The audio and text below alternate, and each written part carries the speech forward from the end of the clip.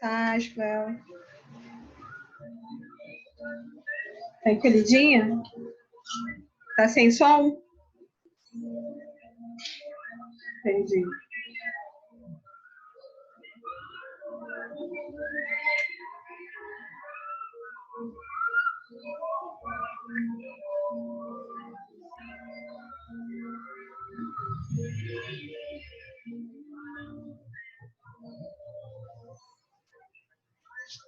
Vou esperar aí o som entrar. A gente perde um tempo, né?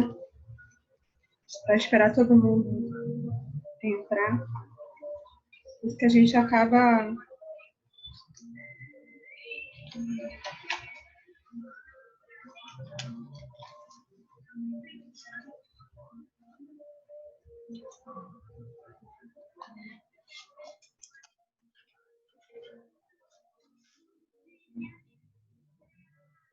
Eu já dividi aqui, ó.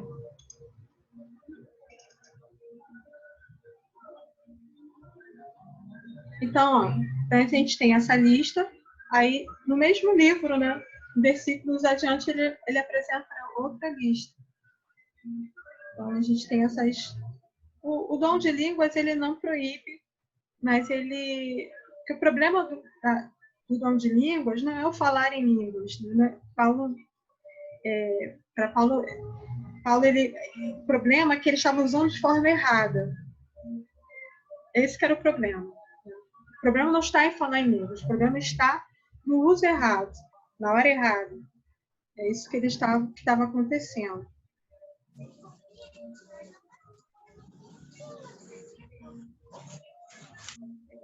Só entrando.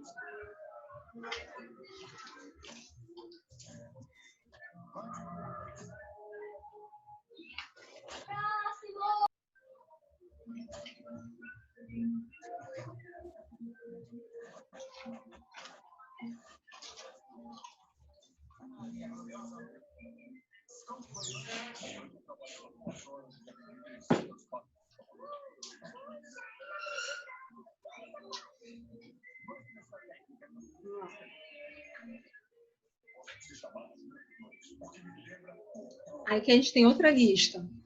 Efésios 4:11. Aí, em Efésios 4:11 ele mostra outra lista. Apóstolos, profeta, evangelista e pastor mestre. E interessante aqui que hoje a gente dissocia, né? Pastor e mestre. Tem pastor e tem o mestre. Só que aqui ele mostra as duas coisas juntas. Então, o pastor é aquele que orienta, mas ele orienta e ensina ao mesmo tempo. Essa orientação tem o ensino também. Não é só o...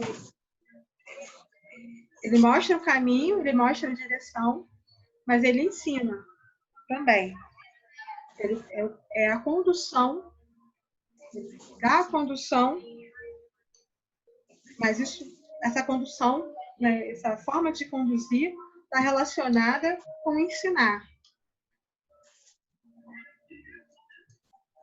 Então, hoje a gente dissocia muito isso, às vezes. A gente tem o pastor e tem o mestre, mas o pastor, na verdade, é aquele que ensina também. Ele ensina através da palavra e ele ensina suas ovelhas o caminho correto, o caminho que não vai levá-lo para o buraco. O problema é que, às vezes, a gente não ouve o ensino. A gente não ouve o ensino dos pastores. E aí, quando a gente cai no buraco, porque a gente não ouviu. 1 Pedro 4:11, né, Pedro ele vai resumir, né, ele vai fazer uma lista muito simples. Ele fala tudo que fala, tudo que serve. Tudo que fala, tudo que serve. Podia até ler no texto, Efésios 4:11.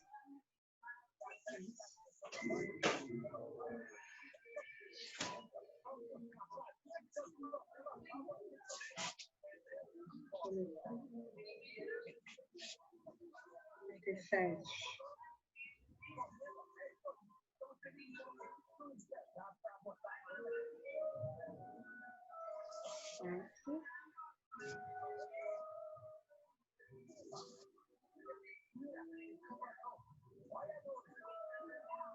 Aí ele mesmo concedeu uns para apóstolos. Não, é 1 Pedro. Já foi.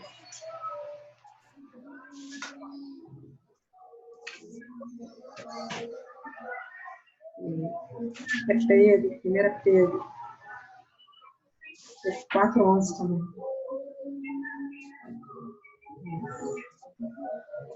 Se alguém fale de acordo com os oráculos de Deus.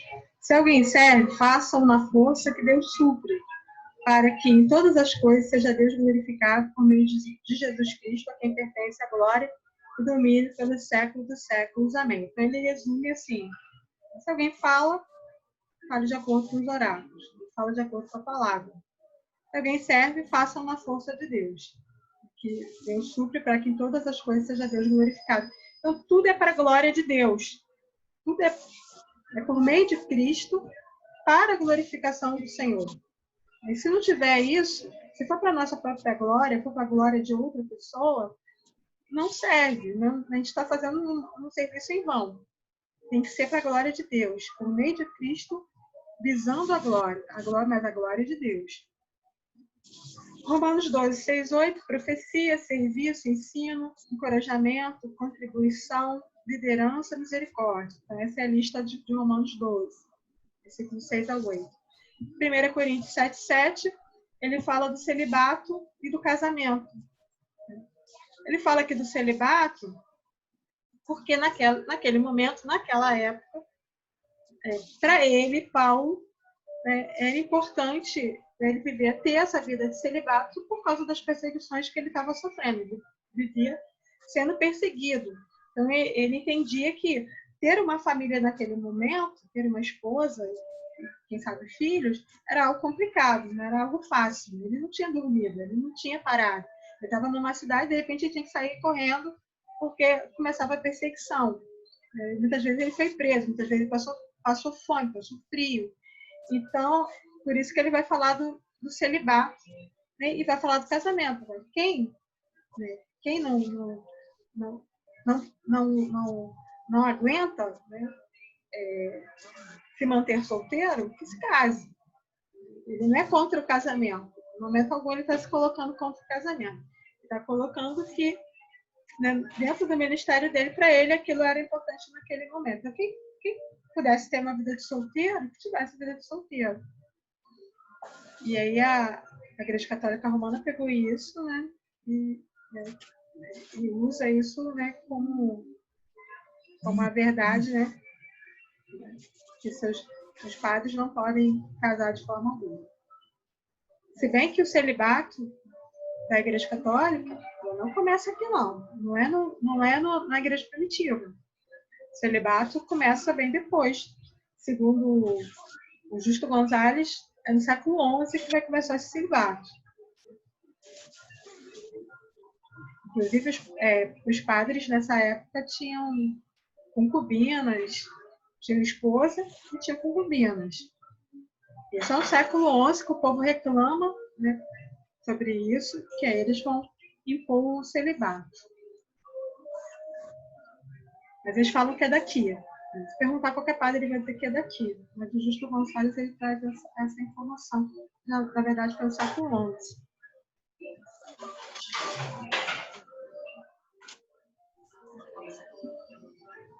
Os dons espirituais, né? Os dons podem variar. Pode variar em poder? Essa é uma pergunta. E aí, o que vocês acham?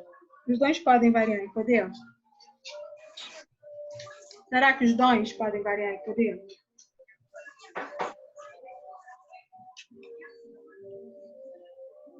O que vocês acham? Como assim poder? Não consegui entender. Tem mais poder do que o outro, é isso? Isso. Um é mais importante que o outro, um é mais valioso que o outro. Não, eu acho que todos os dons são importantes. Eu acho que não tem maior importância em um ou em outro. Todos eles são importantes. No caso aqui, né, quando ele fala assim, os dons podem variar em poder, é justamente isso. Não significam, né, que o dom, né, que existam dons mais importantes ou que as pessoas são menos valiosas dentro do reino, por não ter um determinado poder. Mas a resposta é sim. Tá? Elas podem variar sim. Porque existem dons que podem permanecer e dons que podem ficar de modo permanente, né? E dons que pode você pode possuir um dom por um tempo ou de modo permanente. Então, para a gente entender isso, texto Romanos 12, 6.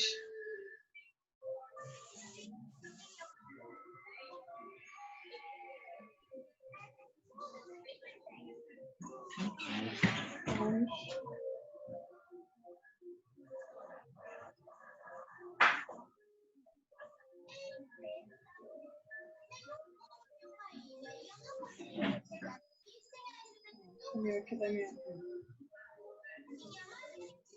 Romanos 12.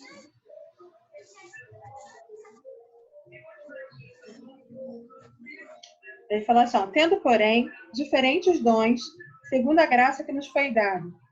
Se profecia, seja segundo a proporção da fé. 1 Timóteo 4,14.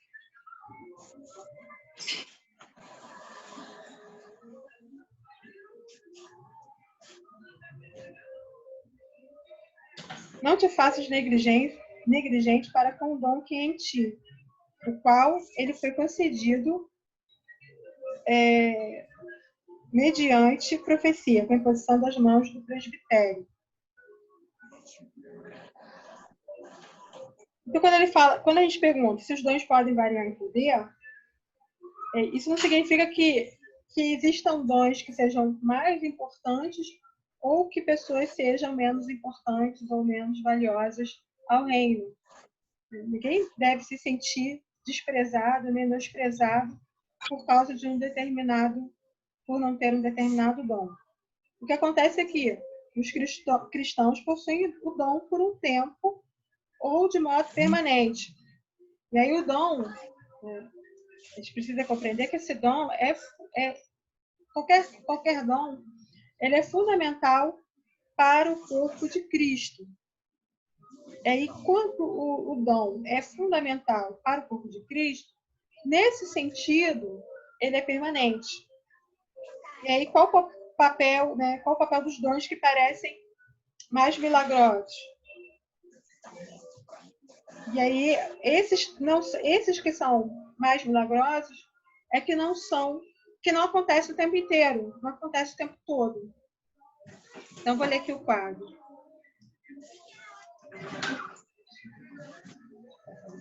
Tá? Os dons parecem ser permanentes no Novo Testamento. No entanto, há dons de uso permanente e outros dons que são manifestacionais. Aquele que é fundamental para a igreja é permanente. Mas esses dons que estão no nível do sobrenatural, do milagre, né, do miraculoso, são chamados dons manifestacionais. E aí, esses não são necessariamente, não estão obrigatoriamente acontecendo o tempo inteiro. Eles não acontecem o tempo inteiro. Nem na vida da igreja primitiva acontecia o tempo inteiro. Por exemplo, Estevão morreu a pedradas.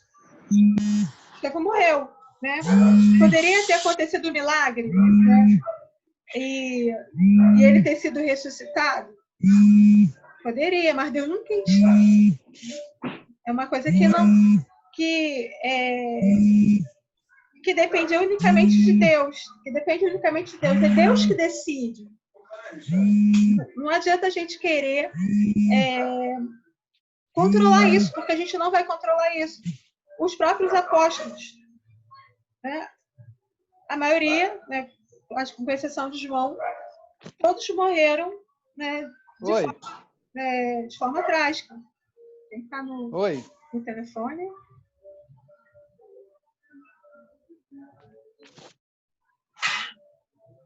Quem é?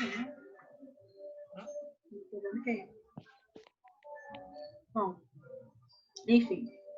Então, até mesmo na igreja primitiva, a gente não vai ver, né, esses dons manifestacionais acontecendo o tempo inteiro, porque havia os propósitos de Deus. Há os propósitos de Deus, e até hoje é assim. Há um propósito de Deus. Não vai acontecer a todo tempo, a toda hora. Não vai acontecer porque a gente quer que aconteça. Não vai acontecer porque a gente determina, né, a ideia do determinismo, até que a Ramila falou no início da aula, da gente determinar. Eu determino que tal coisa aconteça, eu determino que a cura aconteça, eu determino, né, que o céu se abra, que o mar se abra. Não, há o tempo de Deus, né? Há o propósito de Deus. Então, nesse sentido, né, que a gente fala em dom permanente, em dom manifestacional. Então, por que são manifestacionais? Podem ser utilizados por Deus quando há necessidade. Se houver necessidade, se houver um propósito, se assim Deus quiser, se assim for em prol do reino, se assim for importante, necessário para o reino, ele vai acontecer. Ele não é obrigado, Deus não é obrigado a fazer isso acontecer a tempo e hora, simplesmente porque nós determinamos, porque nós queremos que seja assim.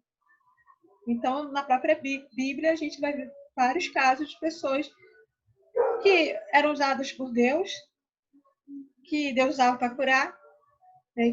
E que morreram, né? Morreram às vezes doentes, né? Nem foram alcançados, não foram curados. Então, Deus ele usa esses dons manifestacionais de acordo com a necessidade, de acordo com o propósito, de acordo com aquilo que ele tem planejado. Então, a gente tem que colocar que ele é distinto. Ele é distinto dos outros dons.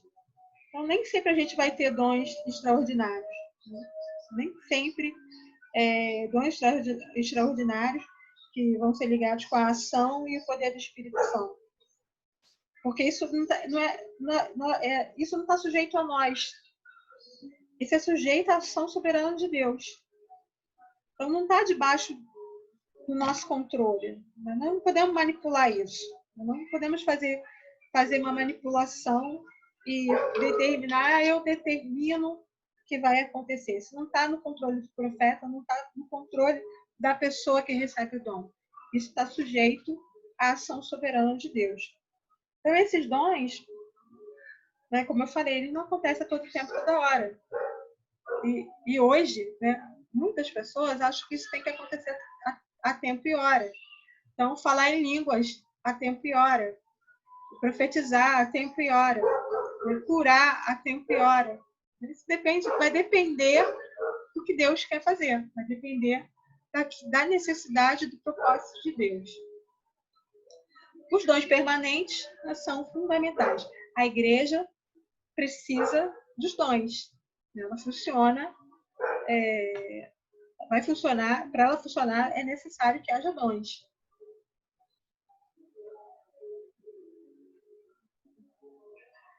Aí, cadê o Luther? O Luther estava falando da questão do extremo. Do extremo. Então, isso que a gente vai cair, né, falando nisso, né, a gente cai no debate cessacionista.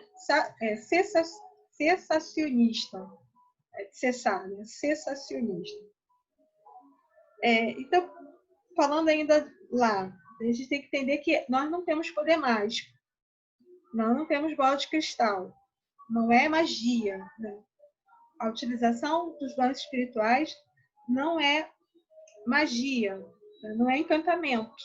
Não tá ligado a isso. E às vezes as pessoas levam... Eu não sei se porque nós somos um povo, né? O Brasil é um povo cheio de misticismo. A nossa raiz, né, é muito mística. A gente está muito ligada essas coisas do misticismo. E a gente acaba levando isso para dentro da igreja. Então, a gente confunde, às vezes a gente confunde as coisas. Então, dom espiritual não é magia, não é encantamento. A gente não pode confundir isso.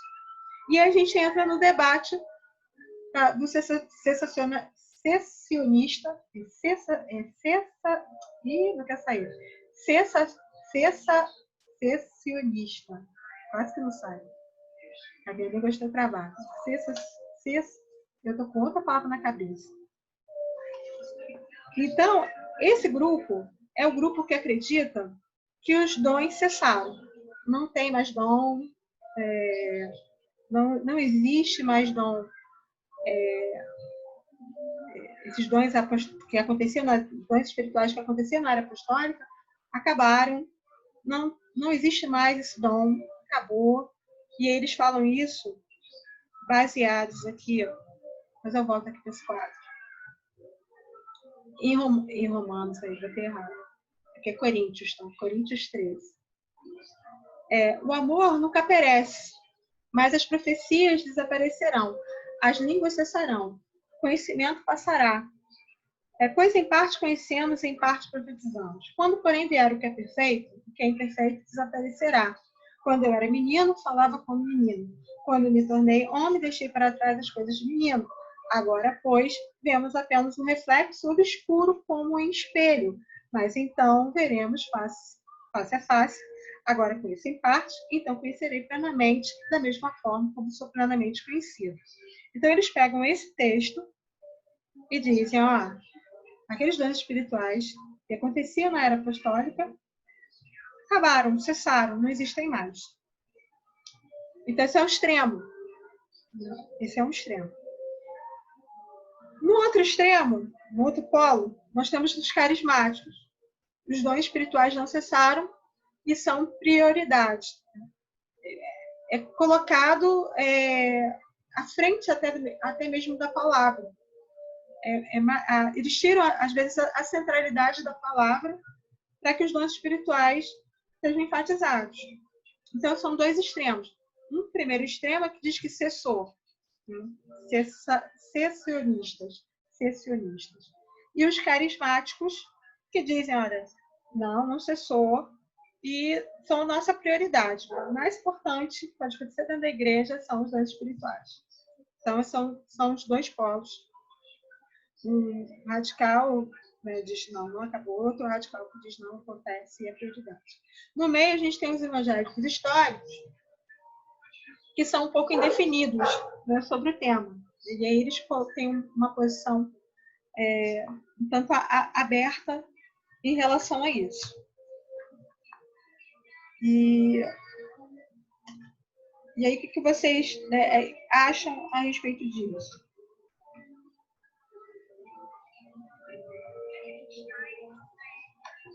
Acabou?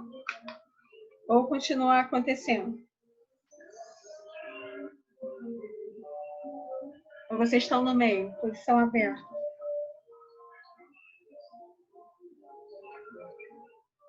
Um barulho aqui hoje. Que os dons cessaram? Não acredito que os dons cessaram, não. Os dons continuam. Também acho que não cessou, mas também não são prioridades a palavra, né? A palavra, ela sempre é prioridade. Então, hoje existem esses três grupos. Né? São esses três grupos. Um grupo que diz cessou, e o outro grupo que diz que tem até como os carismáticos, né? Eles têm como sinal, é o selo, né? Só é batizado no Espírito se falar em línguas, por exemplo. E eles têm como uma segunda bênção. Mas isso é muito difícil de ser medido. Não existem bases bíblicas para o que eles advogam, né? Para aquilo que eles têm defendido. Para isso ser uma verdade absoluta. Não existem bases para isso. De outro lado, também, não existem bases para dizer que acabou. Né? Não existem bases bíblicas para dizer, usar aquele texto de Coríntios, de 1 Coríntios, não quer dizer muita coisa. Né? Se a gente lê com cuidado, a gente vê que não está se referindo, né, não está se falando exatamente que iria acabar naquele tempo, né, que estava acabando naquele tempo. Está se referindo a algo que mais futuro. Então, então não existe base nem para um lado nem para o outro. Contra a indefinição, né, sobre o tema, hoje alguns já têm uma posição aberta, de dizer assim, não, realmente existem, né, os dons espirituais, né, mas a gente não pode deixar a centralidade da palavra de Deus, porque isso não é algo que dê para fechar, não dá para fechar isso. Não dá para a gente fechar. E cada um, como eu disse, tem a sua experiência. Né? Cada um tem a sua experiência com Deus. Cada um aqui já deve ter tido uma experiência com Deus nesse sentido. Então, é algo que não dá para fechar. Não é algo para dizer, acabou. Não tem como. Mas é verdade também que não dá para as coisas. A gente não pode estar manipulando. A gente tem que ter cuidado com aquilo que parece sobrenatural. A gente está falando nisso, né? Às vezes das profetadas, né, que acontecem dentro da igreja, né, que às vezes é tida como sobrenatural, como verdade absoluta. Coisas que não aconteceram, que nem não vão acontecer porque não vieram da parte de Deus. Então a gente não pode manipular as coisas, mas sim tomar cuidado, né, com aquilo que parece sobrenatural. Entender também, né, como eu já falei, que ter dons, falar em línguas, profecia ou qualquer outro dom, não significa que a gente tenha vida santa. Não significa que a gente é mais espiritual que o outro, né, que a gente tenha realmente uma espiritualidade.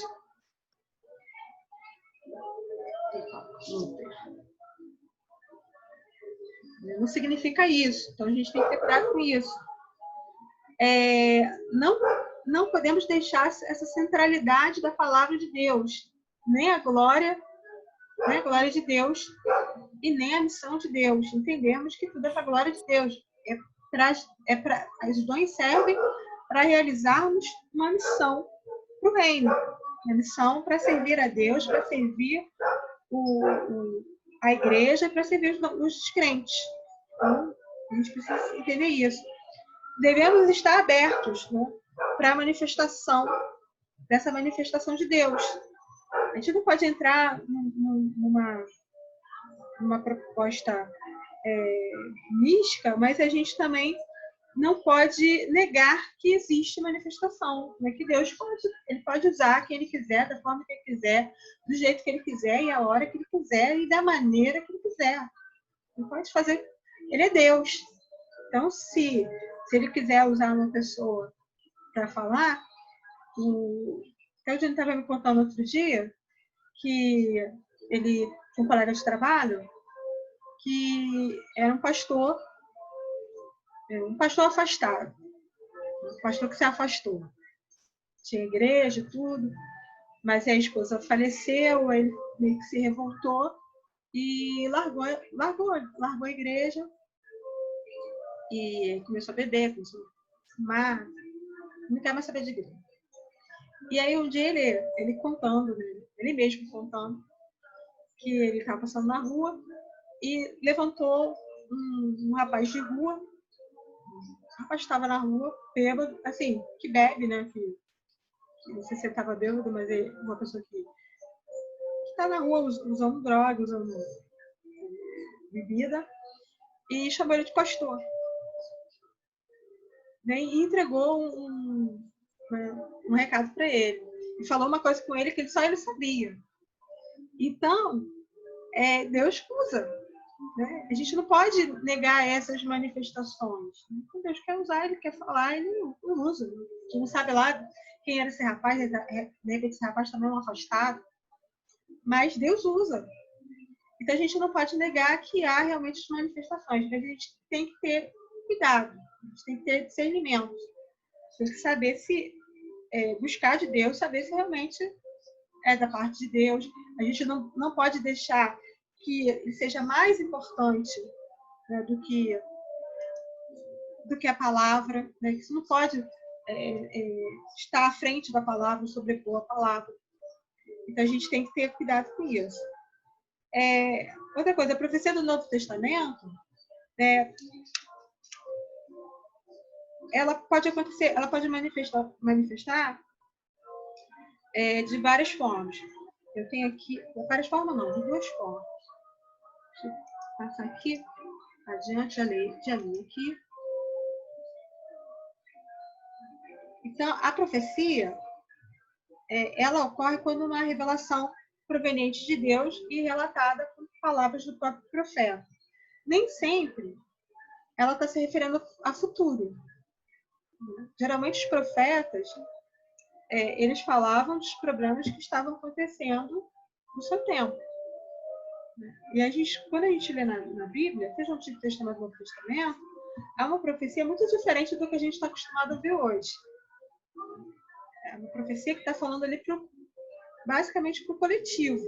Não que não houvesse profecias individuais, mas a maior parte é para a comunidade, é para o coletivo. E tinha o propósito, né, de denunciar aquilo que estava acontecendo, trazer denúncia, despertar o povo. Então, a profecia na Bíblia está muito mais voltada para isso do que para trazer futuro, para dizer com quem a pessoa vai casar, para dizer se a pessoa vai ter um emprego melhor. Está muito longe disso. Bem longe. Então, há dois tipos de profecia. Proclamação da palavra. Então, nós temos a profecia como proclamação da palavra. E temos a profecia estática. A profecia estática é aquela que Deus usa, né, como Jesus usava Paulo, ou usava, né, outros profetas que nós temos na Bíblia, de uma forma estática, trazendo a revelação naquele momento para aquela pessoa passar para outra.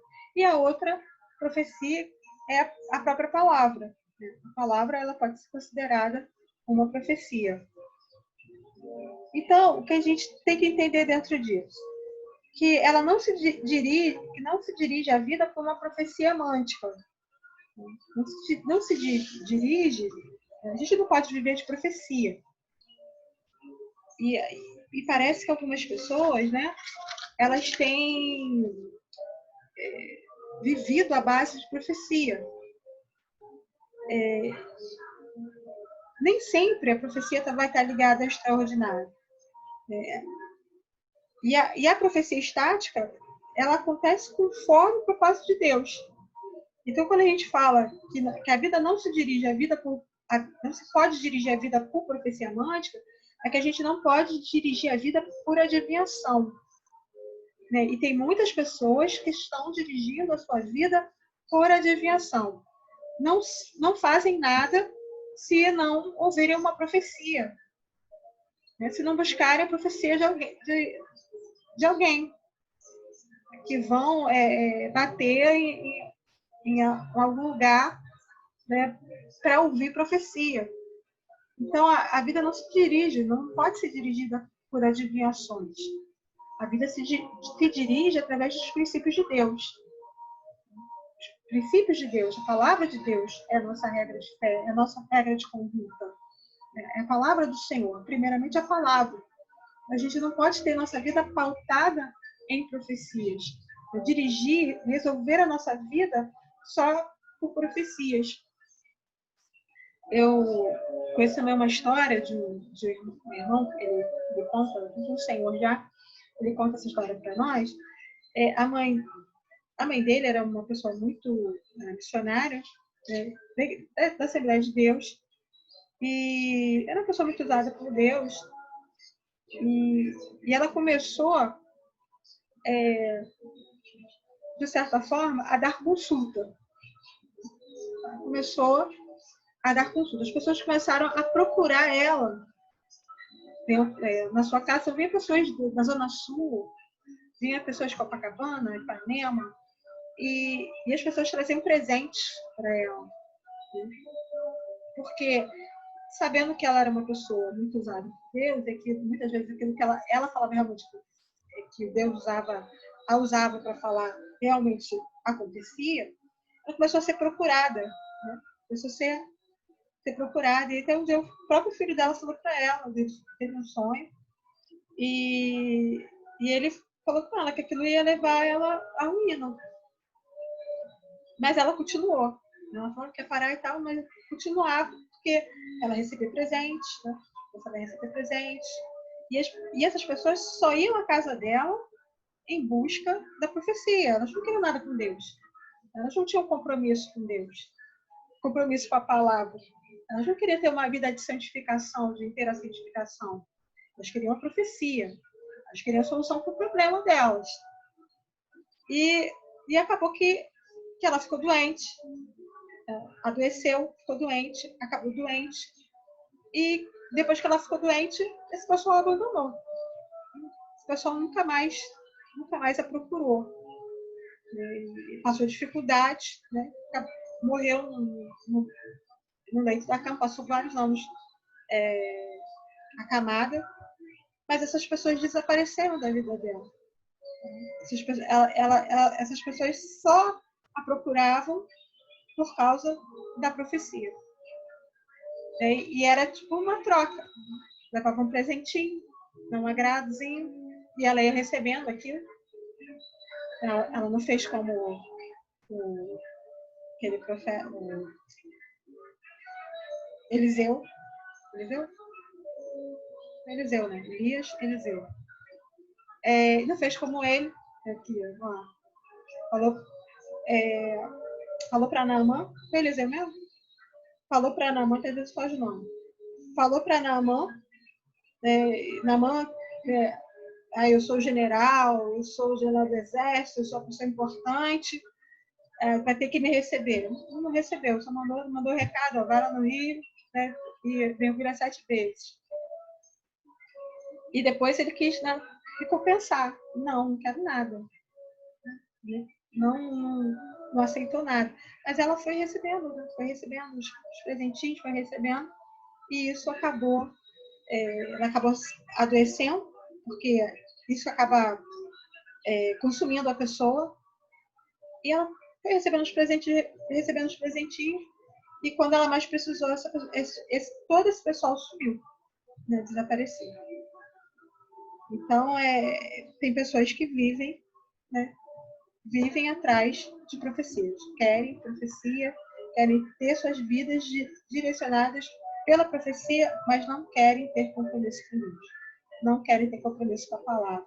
Então, a palavra de Deus não pode ser deixada de lado, não pode haver, a gente não pode deixar a centralidade da palavra em primeiro lugar. Se vai cair, eu vou entrar só mais uma vez para poder finalizar. Tá? Quando cair, só mais uma vez, só. Prometo não demorar. Então, dons espirituais, a gente tem profecia e ensino. Aí, como a gente pode definir isso? Ensino, capacidade de explicar as escrituras e aplicá-las à vida das pessoas. Então, ensino é a capacidade de explicar as escrituras e aplicar à vida das pessoas. A profecia é dizer algo que Deus traz de modo espontâneo à nossa mente. Qual é a diferença? A profecia volta-se para a vontade. O ensino volta-se para o entendimento. O ensino vai trazer entendimento para as pessoas. Já a profecia, ela volta-se para uma vontade. Vai se voltar para a vontade da pessoa. Línguas, né? Falando de dom de línguas. É o dom de Deus, né? E ela precisa ser autêntica. Tem pessoas que imitam falar em línguas. Tem pessoas que não falam em línguas, imitam. E acontece. Acontece das pessoas imitarem. Então, não é o principal, não é prova de espiritualidade, não deve ter prioridade, não é útil para os descrentes, porque quando chega na igreja, a gente falando em língua, a pessoa não entende nada. O que está acontecendo aqui?